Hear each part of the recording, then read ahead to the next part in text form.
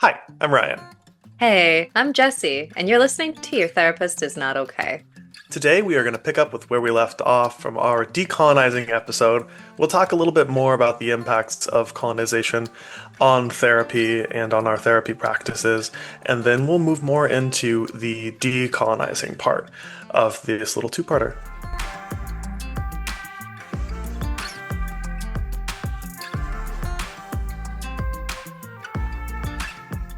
In our last episode, we were talking a lot about some of the books that we've been spending time reading, including Mullen's Decolonizing Therapy, but there's also a number of them that have come to the market about wellness practices and how they can be steeped in a really Western modality that really ignores how we've had healing practices for ages.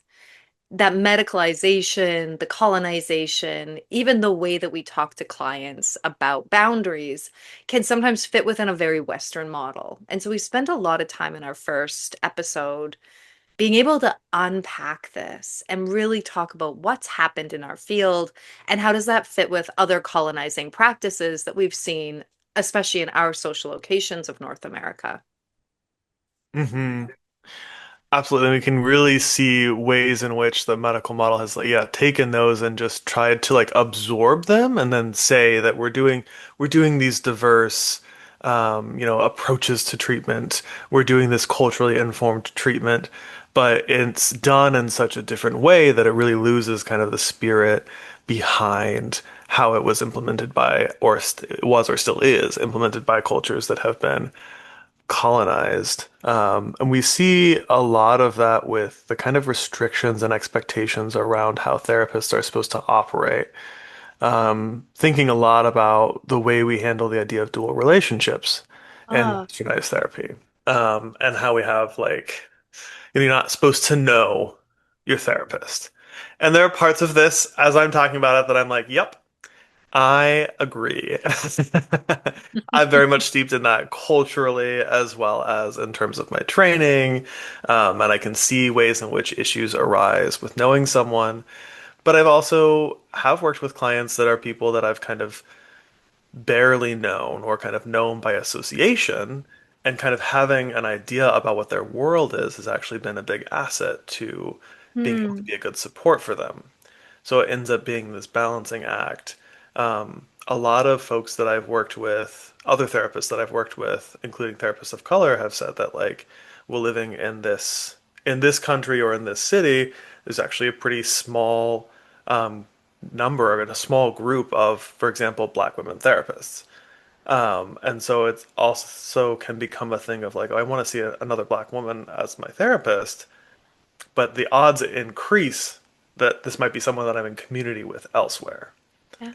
And it seems like a loss that Western therapy would maybe preclude that from being allowed to occur just because there's community overlap.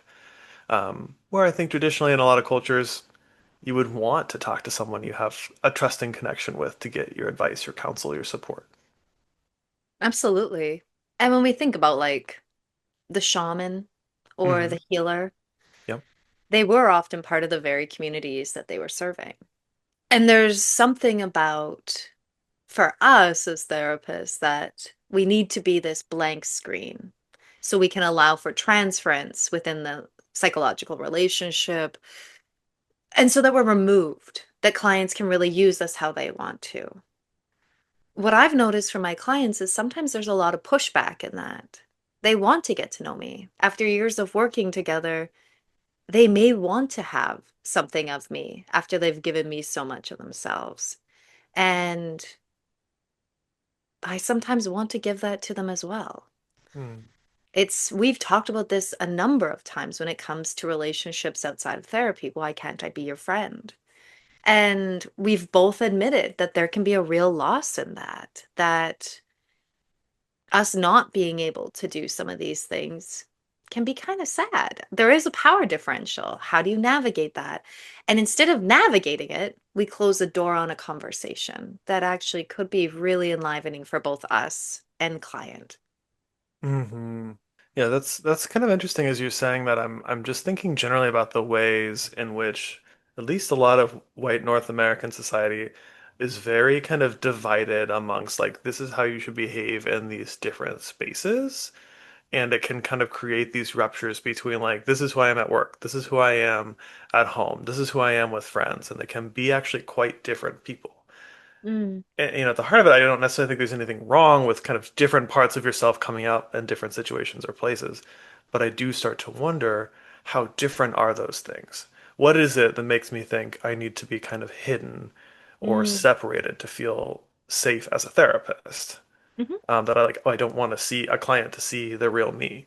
Well, why? I have to ask myself if there's, what things about that make me feel vulnerable? Is it about the impact on them? Is it about the impact on me?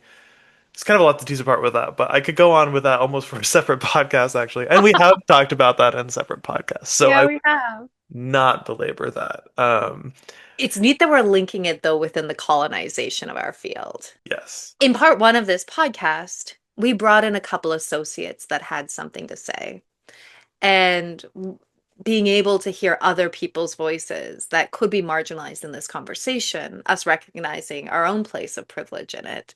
Mhm. One of the people that we were kind of listening to in that was Monica. And something she said about this was this aspect of a chronic tension that we face, a shame we feel when we're not fitting the model. She was likening it with clients, but I actually think we could liken it with ourselves. If we do give more self-disclosure, do we feel shameful that we've maybe got it wrong? Mm, I've seen it with my supervisees when they're like, I really wanted to offer my client a hug at the end of session because they asked, did I do something wrong? mm, All of these ways in which we're taught how to be, how to act, can be really tricky when we're trying to do it right. And I guess what I want to challenge is as if there's a right way of meeting somebody in their darkness. hmm It's like as if there's one correct way, right? Which is very much kind of that project of colonization of like, here's the way to do things, everyone do it, or face consequences that range from being excluding to being violent. Um, Mhm. yeah. Yeah, I've heard this from many practitioners that have a different cultural context, whether they're from a different country or they're from a different community within the same country, kind of feeling like, where do I fit into this model of therapy that I'm being taught? And where do the clients that I'm seeing that I might have things in common with fit in if neither of us are really supposed to do what we know is better for us? Hmm. I know I've talked to supervisees in the past about like, can I have a meal with my client? Is it okay that like I make tea for my clients or my clients want to bring me a small gift? And I think moving away from the rigidity of the rules that are like, do this, don't do that, and instead thinking about like, well, let's explore it. Mm-hmm. What comes up when you think about doing it? Um, and trying to take a step away from that kind of like colonized one size fits all Mm, expectation. Open it up instead, allow the actors in the situation, the therapist and the client, to navigate what feels safe and healthy for both of them. mm. Hmm. And the nuance of how it shifts from client to client. I think one thing that psychodynamic is really interesting for is that we allow for all sorts of nuance. Mm, When people are first starting out in their practice, one of the things I get really excited about talking them for is how our bodies and our voice and even our mannerisms can change from client to client. One client I might be kind of sassy with, to the next, I might be much more soft. And I notice my body change and that I change as I kind of match that need that a client is coming with, unspoken between us. And yet we start to fit into this relational pattern together, especially as sessions go on. mm, I think that's absolutely fascinating. And if you ask me to write about it, it's in the in between. There's not much words I would be able to put to that, except I feel it. I intuitively know it. My body understands how to be with this person. I mm, don't think theory or language could really capture what's happening in that kind of spiritual space between us. And psychodynamic out of all the theories I've read, really allows for that to be there, to allow it. Mhm. Yeah. Yeah, I do like the potential for fluidity and psychodynamic, especially the more relational psychodynamic approach that you and I implement. Mhm. So, as we're saying that, I'm like, I don't want us everyone to be thinking General Freud, uh, as some of our favorite theorists have referenced Freud as being this like commanding general that like tells everyone apply the theory, apply it this way. It should be applied the same every time. We have a different approach than that. That's more about making it a unique system to each client and understanding them with some key theories, but also allowing theory to flex and mold to the client and the culture. I think another way that I notice all of this show up and the way that therapy is kind of policed by other therapists, by institutions, by governments, is around the way that in different places we're expected to keep notes. There's very Mm, certain expectations. For example, here in the States, there's very specific things that you have to have documented on very specific timelines. You have to have a very particular type of treatment plan. You must have a diagnosis in many mhm, cases, especially if you want insurance to cover your therapy. The therapist doesn't usually actually have a choice because if the insurance doesn't have a diagnosis, then they say, well, what are we paying you for? Because it's not fitting into the Western medical model. And we'll notice, therapists really police each other on that too. Like, well, did you do your note? Did you use clinical language? Like, oh, you can't, associate with that person if you run into them at the supermarket. Um, Time limits and sessions. This is one I hear about a lot from a variety of people, different cultures and different therapists talking about like, well, I let my clients go over. It feels natural to me. I have one therapist friend that's like, yeah, sometimes the day like slips a little bit and everything's off by 15 minutes. But in my practice, that's okay. Everything's off by 15 minutes. And then I also have clients for whom time is like that as well. They're like, oh, I waited 15 minutes. It's okay. mm, Things will be, kind of happen when they need to happen. Where you might run into some tension with that is if you're working at a place that says like this is when sessions are, this is how long sessions must be. Or mm, if you have a mixture of clients from different cultures, which is very common, and you're running 15 minutes behind because you were flexible to match the culture of maybe three of your clients, and then the next client or two are very rigid in their like time expectation. Like, well, you're late. That means you disrespect me. So it can be a lot to kind of juggle and navigate with that. And I do think a lot of that expectation that when I go to an office to receive a professional service, things will happen the way I want them to is mm, steeped in a lot of privilege. Like I can assume that things here will be done in a Western white way, and I'll be mm, mad if they aren't.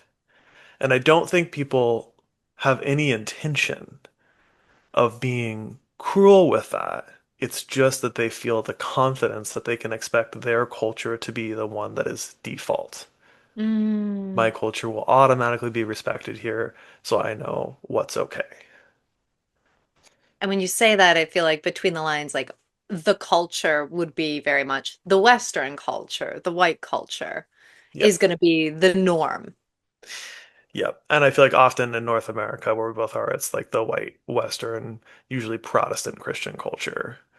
All those kind of expectations around work and time that are pretty specific.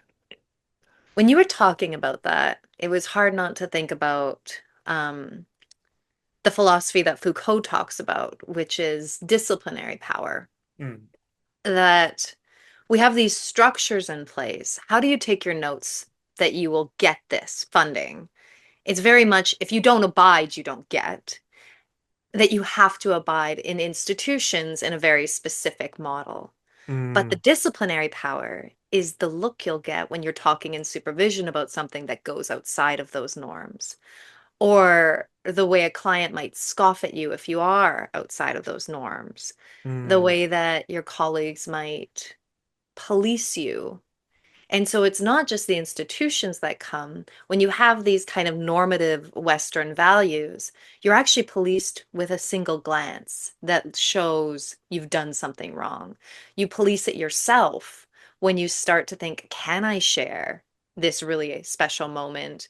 Because that special moment maybe goes outside of what's expected or even allowed, quote unquote. I'm thinking about when you were saying small gifts or potentially touch, all of those kinds of things. Hmm. For me, in my context, I'm thinking about like in Canada, we also, and this goes the same for the States, it actually is the same for many different Western places, but we have colleges that regulate us. The one I'm in is the College of Registered Psychotherapists of Ontario, CRPO. They have very specific mandates of how to Hmm. keep us ethical as psychotherapists. No notes. That's awesome. We should be ethical. And I'm very, very passionate about making sure that clients feel safe. But it also means that there's a lot of things that, even if we wanted to push against the boundaries of decolonizing therapy, there are very real places that will say absolutely not. Hmm. And you will be deemed unethical to push against that, which can be really tricky when we are trying to go outside of the box to try to decolonize our practice. Yeah, absolutely. And this just kind of sometimes that desire to protect creates a system that kind of runs away with itself a little bit, and it becomes more about box checking Mhm. than about the real ethical engagement and safety making and support with clients, that is ultimately not helpful to provider or practitioner. Um, I mean, think about those institutions, they kind of impact agencies as well. I've worked in agencies in the past that, in order to meet the demands of institutions, in order to get like larger grants and different Mhm. sources of funding beyond insurance, have to really double down on being a policing agent to control things. So even Uh, having, a really cool workplace I worked at in the past where all of the therapists had kind of gotten together and had discussions and made plans about how do we want to decolonize therapy together. And then we had new leadership come in and say, we're not decolonizing therapy.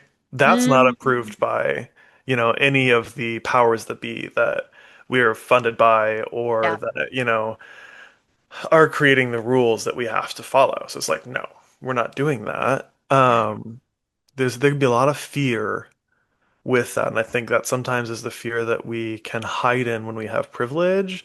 Is actually if I continue to do things the way that I've been doing them, and I continue to have the privilege that I have, I don't have to struggle. Mm, Other people can struggle. yeah. If I color within the lines, it gets even more bleak. If we don't, we could lose our license. Mm-hmm. We had an episode a while back, this season on psychedelics. That is a really big conversation around this because back in the day, um, psychedelics were much more commonplace. Um, to be honest, like when I was actually doing some research on MDMA, psychotherapists used to use them. It helped us listen better. And and so you start, but then you start to see the medical model. And why this feels really important right now is that I've had people who are quite interested in psychedelics. We brought Monica in actually for that conversation. But others that kind of wonder about the medicalization of something that used to be quite rebellious and freeing. And there's a reason for that, keeping it safe, which I really understand. The tension with it is that if a client wants to do something outside the box, you're bound as a psychotherapist to not explore that. And so the very things that we want to kind of look at or push at or think about that might be different spiritual practices, we can't do it because we could lose our license if we even tried to engage in a different way. Now, I'm not saying go out and do psychedelics with your clients. I'm just saying this is a good example, potentially, of a way in which the very things that we might want to be different in our practice, if we wanted to do a walking therapy, if we wanted to take our clients out for dinner, if we wanted to do all sorts of things, there could be a very huge fist that comes down that says, you've done wrong. And here is the penalization for that. Mm-hmm. Yeah, absolutely true. we've spent a lot of time now between last episode and the start of this episode thinking about some of the impacts that colonization has had.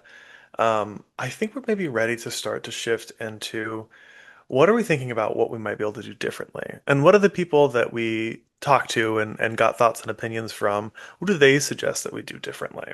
Yeah, I think it's really important that we have recognized the ways in which we're stuck because it Hmm. allows us to realize that we can't just say anything goes because there are kind of structures in place that can't. But it was really enlivening to kind of get to hear more of these practices and for you and I to actually open up our ears to listen to other voices. You know, we got a really cool letter from a woman named Zahara, and I think I want to read it in full if that's okay. I think we should. It was really good. It's really impactful. I'd like to hear it. Yeah. Zahara would recognize herself as Black Muslim, and that's going to come up in her letter. And she works in Ottawa at the Rape Crisis Center, and she's a social worker there. And one of my dear friends grabbed her when we were doing this podcast to get her voice in it. And here's what she has to say. I hope this message finds you well. Thank you for this opportunity to share without any filters. It truly means a lot. I'm also totally okay with my name being shared. I absolutely love the concept of your podcast and look forward to tuning in. Well then, hi, Zahara. Below is my little reflection. I hope you find it helpful. If you have any questions at all, please send them my way or we can chat over a call as well. Decolonizing therapy begins with remembering that healing has always existed in our communities, long before psychology became an institution or therapy was professionalized. It's about centering ancestral knowledge, faith, and collective wisdom that colonial systems dismissed as unscientific.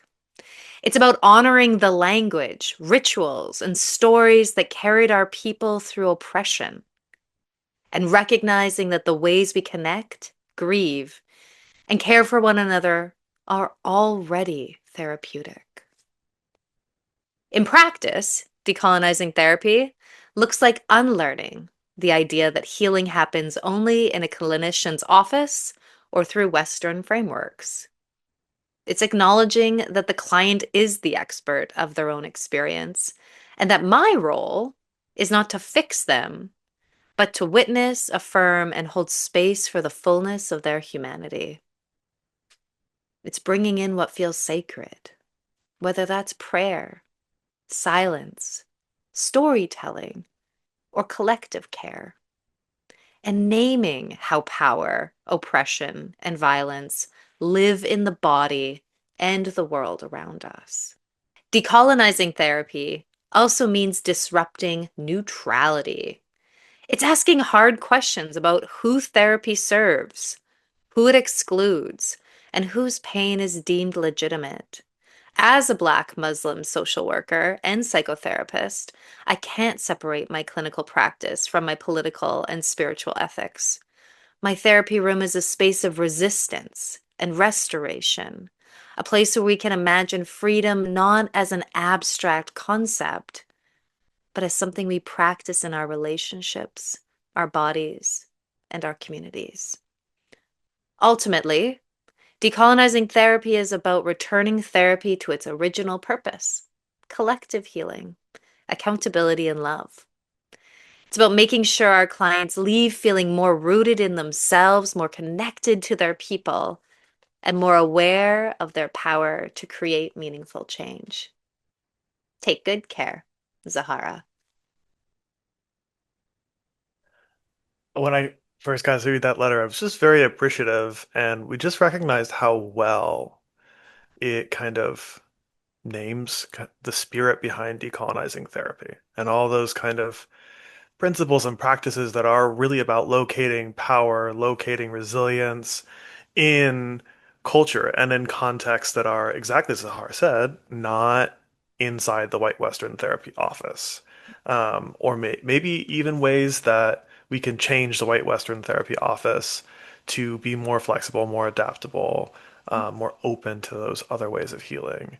And I do think there can be an important message for many therapists, especially white therapists like me, to accept that maybe we're not the source of healing, Mm.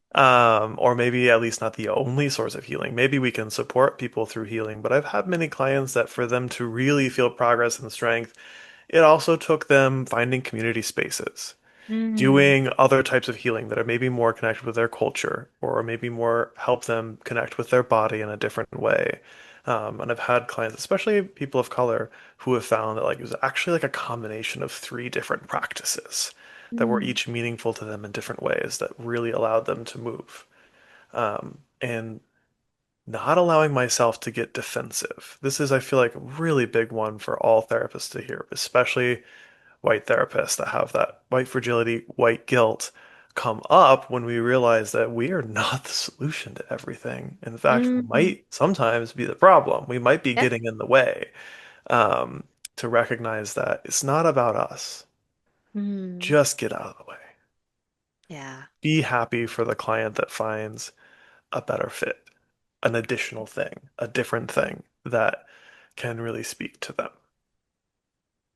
Zahara's letter had this beautiful care to it, an Mm, optimism, and a love to it that when we were doing the first part of our podcast, we realized everything she's saying is constructive.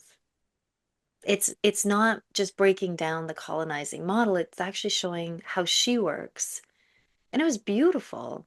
hmm I resonated with her use of the idea of it not being about fixing somebody.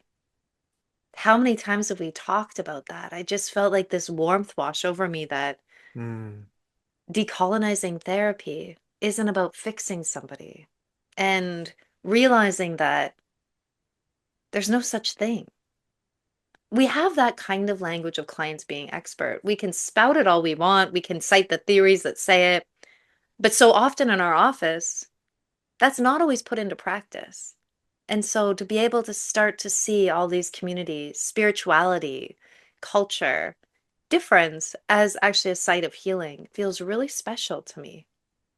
hmm Yeah, I really appreciated when she said that her therapy room is a space of resistance and restoration, a place to imagine freedom not as an abstract concept, but as something we practice in our relationships. And after hearing the whole letter, I was also taking a moment to remind myself, as you said at the beginning, Zahara works in a relatively large institution, the Rape Crisis of Ottawa, and still in that context that has lots of rules, expectations, probably links to funding and insurance and all those kinds of things, you can still find ways to practice that are resisting and restoring. Um, so definitely finding those little corners within your practice or those practices that do fit really well that encourage, honor, and support folks to do that. And I think that is something that's really important to me.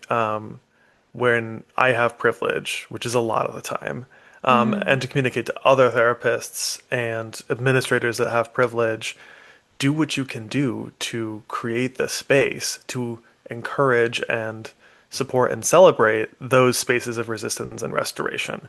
Mm. Try to be a shield when you can, you can be between the big institutions that are telling therapists what to do and the therapist and kind of say like, nope, they're practicing ethically. Here's all Mm. the arguments. I've taken time to think about them and defend these other folks, these therapists that are doing things in a different way. Mm. I'm thinking about something Monica said as well Mm. Yeah.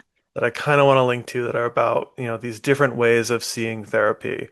Um, yeah, and it's kind of about how we can view collaboration and guidance with therapists and clients. There's a kind of way of seeing support as potentially codependent or enmeshed that shows up a lot in Western therapy of like not giving advice, not giving answers, which is very much drilled into most of us in our therapy trainings. And Monica asked a really cool question in what she wrote to us. She just said, "What if collaboration and guidance were forms of respect, not Hmm. forms of dependence?"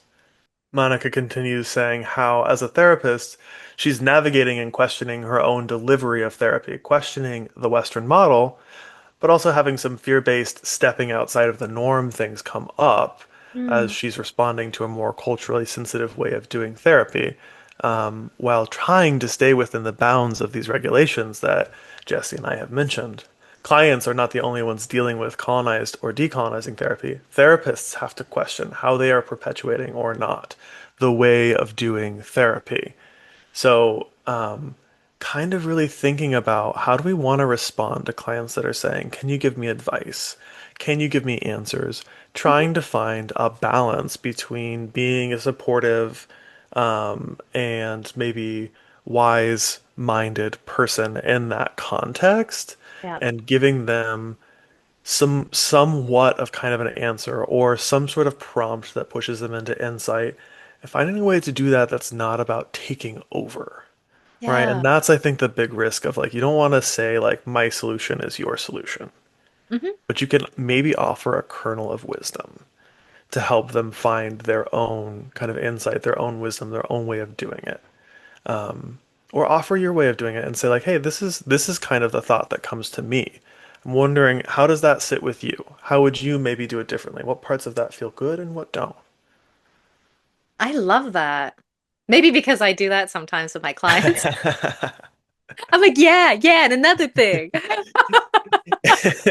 Yeah, of course, it's very exciting when we read things with us and we're like, yeah, I do that. I do that. Check mark to me. I know that happens sometimes in Mullen's book. Um, Mm, I didn't just feel like I was under the bus. I was like, oh, hey-oh. Um, I think that's exactly the way that we start to do this practice for therapists. We start to mhm, wonder, is this what I want or is this what I was told? Or is this just the schema of how therapy has to be? Any therapist that I have ever seen on television notoriously gets it kind of wrong. mm, I hate watching them. They're either a parody or they're weirdly blank-faced. And I think for myself, being able to start to think like about love in the therapy room, that is a form of decolonizing therapy. mm, I loved when she said that clients can actually lean on us without us labeling them as enmeshed or codependent. Sometimes a client actually needs to lean on somebody for the first time in their life without us leaning away. And mm, that can be scary to have somebody rely on us that much. What I would say as a form of decolonizing therapy is why? Why is it scary? You want to listen to these deep stories. Why can't you handle the responsibility of care that comes with that? Or mm, that, of course, somebody, if they've shared something with you for the very first time, might need you for a little bit as they get through that. Challenging our assumptions of what it means to be professional, about what it means to be a blank slate, which you and I mm. know does not exist. It's not a thing. We harp on it. We harp on it all the time. Being able to think about what does it mean for us to genuinely care for our clients? Mm, These are topics that you'll hear snippets about probably throughout our podcast, but when we put it in this lens, it starts to challenge the assumption that we're not allowed. yeah, yeah. Absolutely. I'm kind of, thinking about where we think we're allowed and not allowed. Some of the things that Zahara and Monica are talking about ways that they struggle and maybe sometimes question themselves about like, how am I allowed to do this therapy? Mm. um, it for me kind of connected with the impact on providers of colonized psychotherapy that Mullins talks about. I'm just going to read a little section that I thought was really spoke to me. Um, so Mullins says on page 102 of Decolonizing Therapy, for the most part, people with colonized histories have been diagnosed and treated through Western, individualistic, patriarchal, and oppressive lenses. Western frameworks of social work, psychology, and psychiatry have medicalized and dehumanized the experiences of BIPOC, and we helping professionals have slowly emotionally calcified, or worst, cut off and euthanized from our own emotions, and polished in an attempt to attain this idea of perfection and professionalism. But at what cost? There's astronomical caseloads, impossible treatment plan deadlines, crises to manage, and no consistent processing place to hold it all. Mullins kind of goes on to suggest that we kind of instead try our best to create spaces that are about humanizing therapists for each other and for their clients too, having even spaces to connect on things that aren't therapy. A lot of good practices will have like group processing and case consult kind of places, but she's suggesting go further. Have a group of people who want to meet and talk about cooking. Have a Mm, group of people who want to meet and talk about some shared cultural or racial identity that they have. Kind of work to have those outlets that prize and honor people as who they are, and also so that there can be spaces where people say like, well, I did this today. I know that's not what we're supposed to do, but I did this. And maybe others can say like, hey, actually I've done that too, and it was super helpful. mm, You're not alone in hoping for or wanting that. So just kind of thinking about how to undo some of that calcification. I think that was the word that really like hit home for me is like how we're kind of trained and expected to harden our hearts, or have this kind of clinical detachment. And that mm. kind of detached way of being, I think, doesn't allow us to pivot to be culturally responsive. It doesn't allow us to be impacted in a personal way by our clients, which is called for if we're going to be responsible, like you were saying, Jesse, if we're going to express a form of love for our clients. Like we can't do that in a calcified way.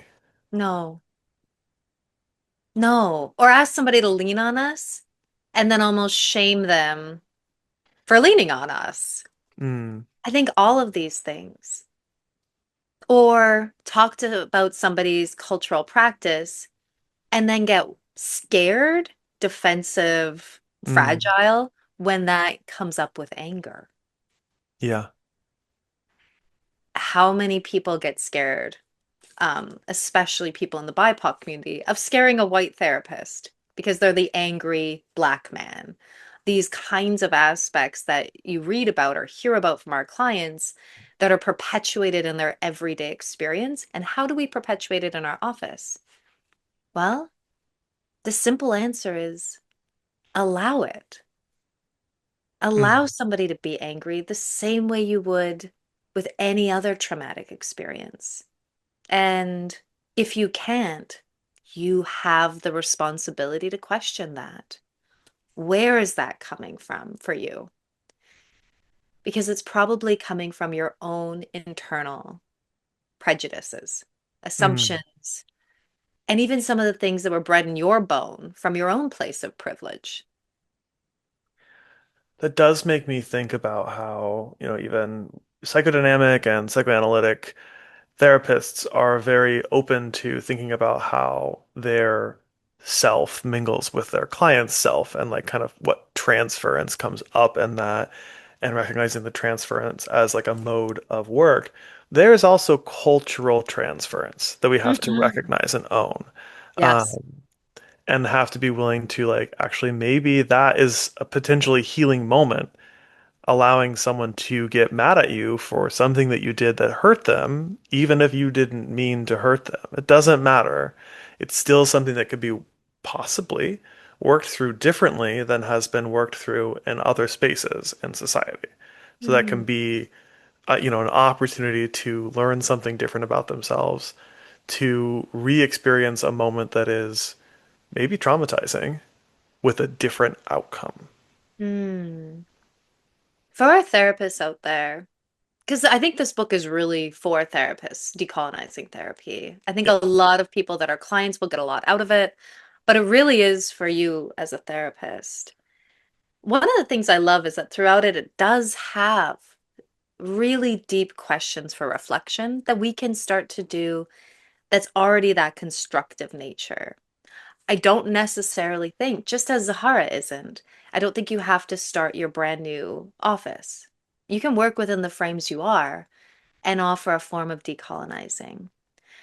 Some of the suggestions that she has on page 66 are pretty awesome. I'll read a couple of them. And one of them is something that we do all the time as relational psychodynamic therapists. I made sure to add the relational in there, just so it's not general Freud. Um, is where's my trauma showing up in this therapeutic relationship? Hmm. That self-awareness is something that in some programs they really don't teach enough of. You have the responsibility as a therapist to start to wonder that. And I would add to that, where are my prejudices coming from my own past? Hmm. What's happened to me that's made me maybe see somebody in a different light, or I'm worried about saying the wrong thing. Hmm. We've talked about persona a lot. I'm gonna kind of tap into that. Mm. What do I want to be seen as? How might I silence myself because I'm afraid of saying the wrong thing that might actually impact my image? Also, the shadow. Why am I saying this thing? Is it for me or is it for the client? Mm. And is there a question I'm scared to ask? And who is that for? Is it for you to seem like you're not going to get it wrong? Are you fearful? And I promise you, if you're a therapist and you're fearful of saying something because you fear getting it wrong, the fear is already in the room. And the Mm. client will feel that. And they also then probably will feel like this isn't quite the safest space for them to get it wrong. Yeah, that's a really good point. One of the ones that she kind of shares that's in connection with that is consider how your history and personal experiences could be blocking, projecting, minimizing, magnifying, or gatekeeping. I Yeah. think about that one especially with supporting other therapists that have different identities from me. And I have Mm, absolutely not always gotten this right. I have leaned into gatekeeping before when I wish I would have leaned into asking more questions or even mm, just acknowledged I'm feeling like a desire to be very protective of these clients. Can we talk about that? Can we talk about how you're keeping them safe, how you're keeping yourself safe, instead of using it as a moment to lean into more authoritarian power and saying more like this is the way it has to be done, mhm, which is a fear-based response from me that had come up of like I have to control this, I have to be in charge of this, and to instead kind of consider whether I'm talking to another therapist or a client that maybe their individual reactions and responses are healthy in the context of the mechanisms of survival that they've had, the way yeah. that they've received knowledge and trauma and solutions from their ancestral lineage as well. And I think that's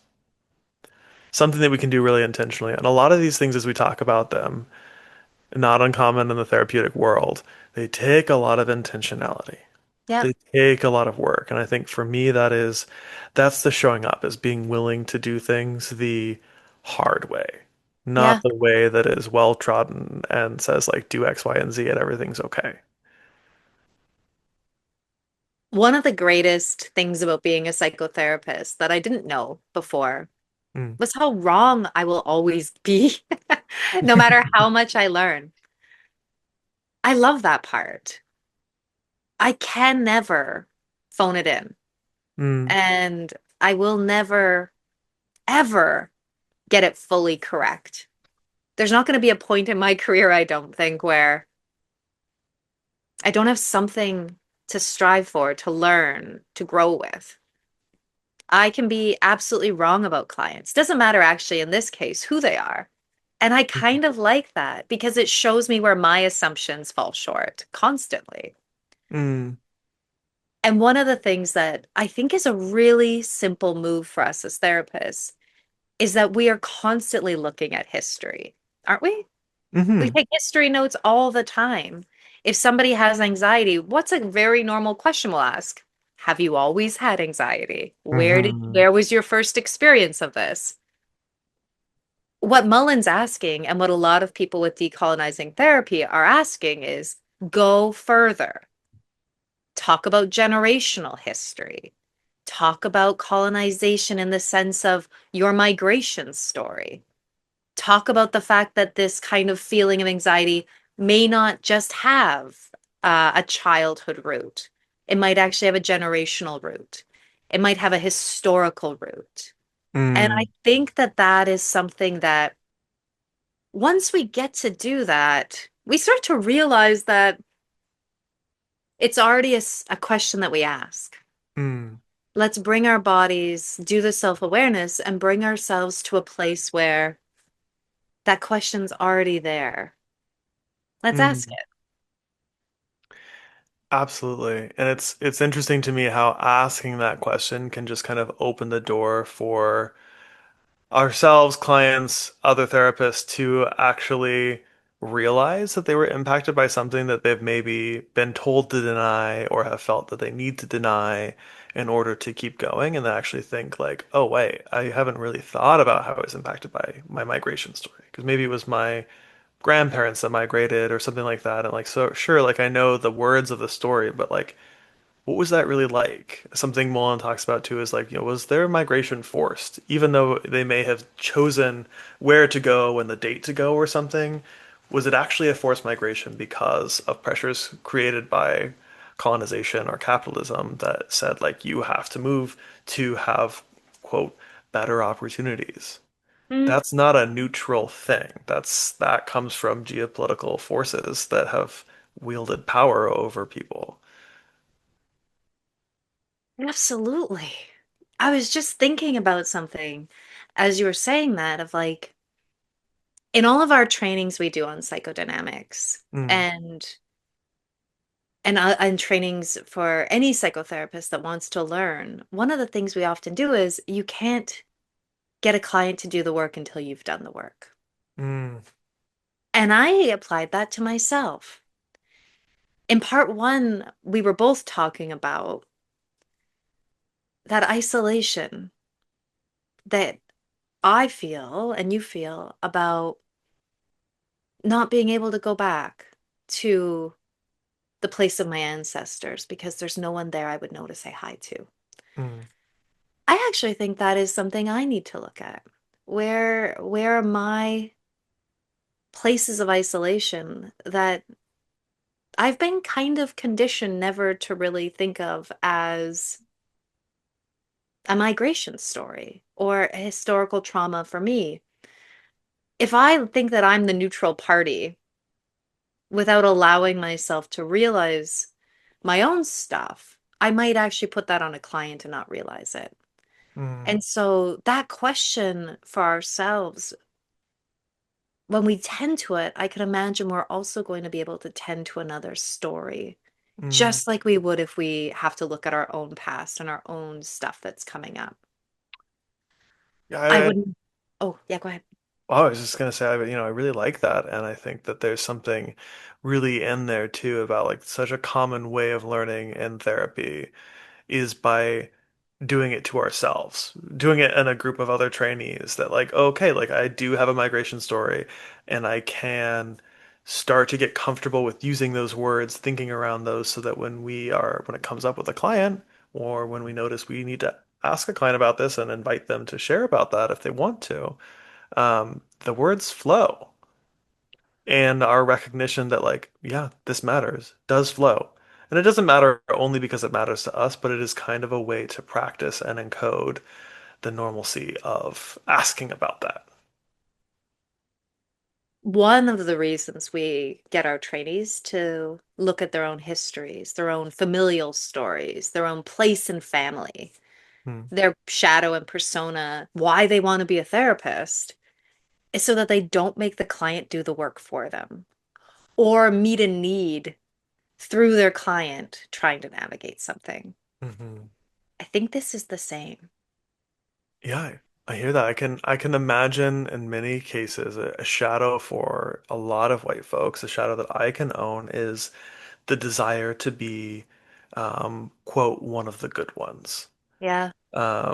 And yeah, to acknowledge our fallibility, to acknowledge our role in things, to not just have practices that look good, that Hmm. allow us to say like, oh, I'm doing a good job, I'm being a quote good white person, and Yes. really engage in the hard parts, Yes. especially the parts that, don't paint us in a good light, that acknowledge the harm that our ancestors and possibly us um, perpetuate. Yes. And to see that as good work, Mm, that I we might shift in how we see ourselves. But isn't that exactly what we want our clients to do? To recognize all parts of themselves? As therapists, that's also our mandate. And I think this is one of those topics that is so easy to forget about because we want to be seen as one of the good ones. hmm As we're talking about this, I'm thinking we might want to start to shift towards what are some of our big picture takeaways? Because I feel us on it kind of moving towards that already. Um, what are our big takeaways? What are the kind of ongoing? We've written kind of unending because instead of having kind of a capped off like here it is, it's all solved kind of thing. These are really practices to begin to use in a really open way. I want to kind of briefly acknowledge as we move in this direction that some of this might feel overwhelming. It might feel like a lot to grapple with, to acknowledge, and to lean into things that are challenging for ourselves. Maybe feeling the impact of what we've talked about a lot, whether you're a white person or a BIPOC person, noticing how colonization has impacted you and how much work decolonization will be.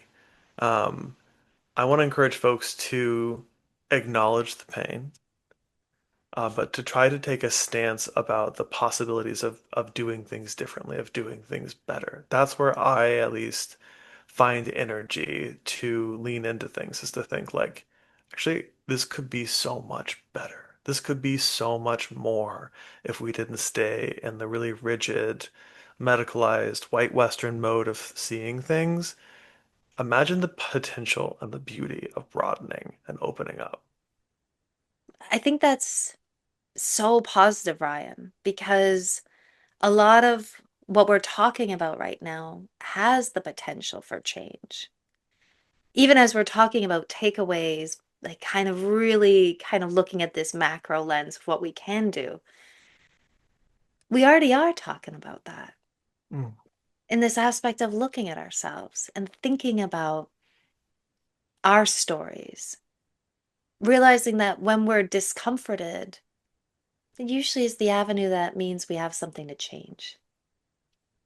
At least in my life, there's never been a risk or something uncomfortable that hasn't brought me to new lands.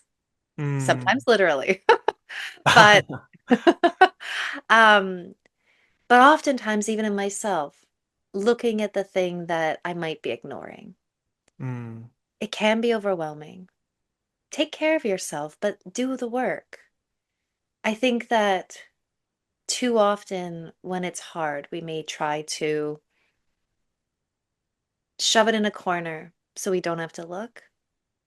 I think mm, the very big takeaway from what decolonizing therapy is take that look.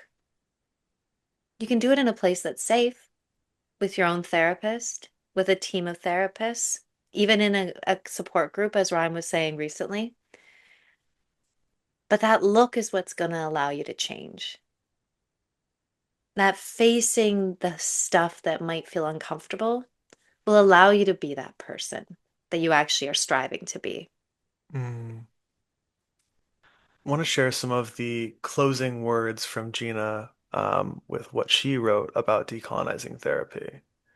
Gina says, so for me, decolonizing therapy isn't about rejecting Western methods altogether. It's about expanding the frame. It's about making therapy big enough, spacious enough to hold every story. Because as we know, healing can't be one size fits all. And when clients finally feel seen, not just as individuals, but as whole people shaped by culture, history, and community, that's when therapy becomes liberating. And I do like, being able to use that liberation terminology along with therapy. Decolonizing therapy isn't just about being anti something. It's No. about being liberating. Creating that something new, that something more beautiful that will take a lot of work, as Jess was saying, that will take a lot of bearing with discomfort because that's where the growth and learning are. Hmm. I kind of love this because there can feel like a thing of we have to deconstruct the whole model. I think what Gina's saying is, what if we just pushed the ceiling, expand the walls, and realize how restrictive it is when we are bound by things that tell us what's scientific or not. Mm, And as Zahara and Monica, and I think even Gina all point out, we're not doing something new. These practices of healing have been around for millennia. mhm. This is the new form of it. And we get to be part of our own ancestral history of people choosing to be helpers. Absolutely. Thank you all for tuning in.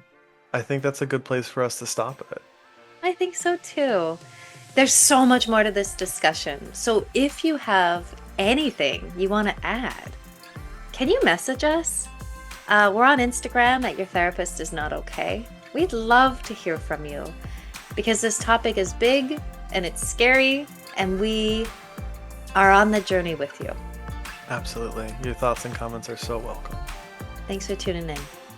Thanks so much for listening. If you enjoyed this episode, check out our others and stay tuned for even more episodes coming up. Follow us and leave a review on Spotify or wherever you listen to your podcasts. And please tell your friends. You can also follow us on Instagram too at Your Therapist Is Not Okay. Also, if you have any questions that you want us to answer, send us a DM there. We would love to answer your questions. And a lot of our topics come from listeners just like you.